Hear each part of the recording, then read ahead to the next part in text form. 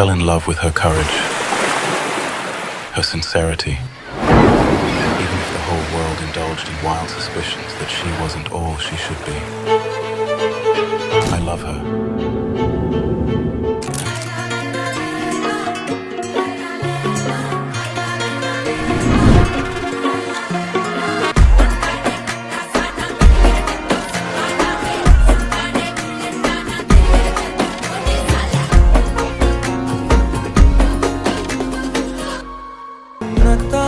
பார்த்துக்க நான் இங்க காத்திருக்கேன், நெஞ்சு ஏங்கிருக்க உன்னை பார்க்க வானத்தை தாண்டியும் வந்து என் காதல காமிப்பேன் நான்